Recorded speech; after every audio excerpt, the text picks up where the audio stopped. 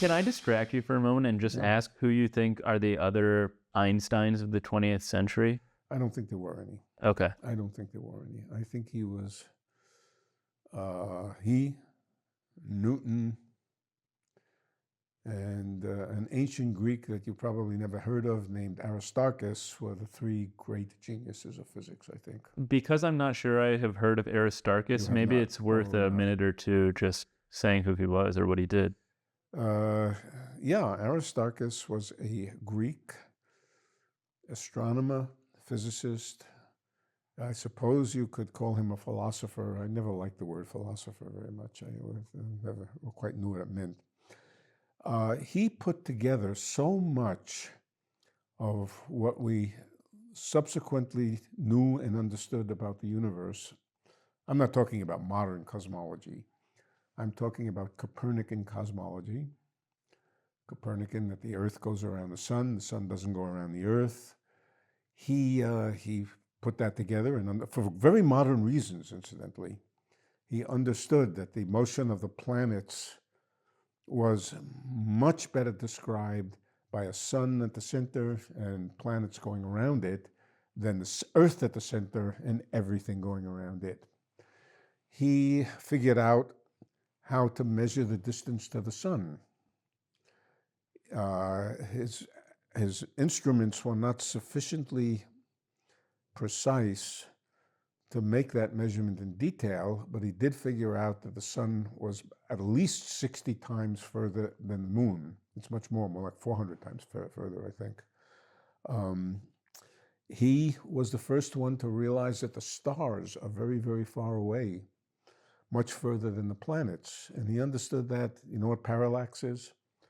Parallax is how things seem to shift in their relative positions when you move your head. Okay, so he knew that from the motion of the Earth around the sun, which he had figured out, that if the stars were closer, you would see them apparently move in the sky as the sun went around the Earth. That's called parallax.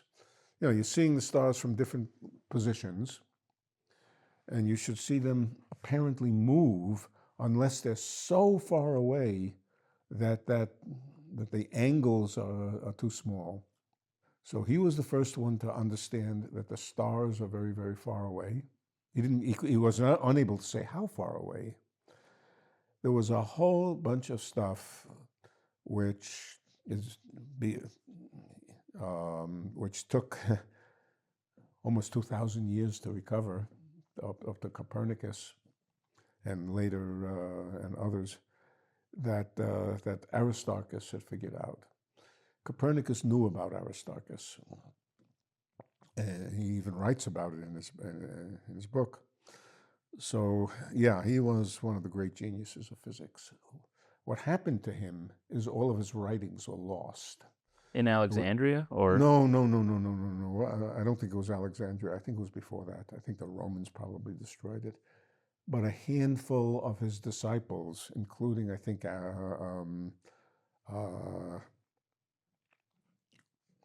what's the one who sat in the bathtub and said Eureka? Archimedes. Archimedes knew about Aristarchus and others, and they mention in their own writings what Aristarchus had discovered. So he was, to me, a great hero. Okay, well, thanks for that. That was really interesting. Yeah. Yeah.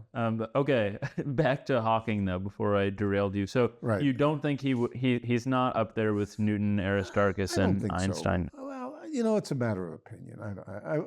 I wouldn't say no, and I wouldn't say yes.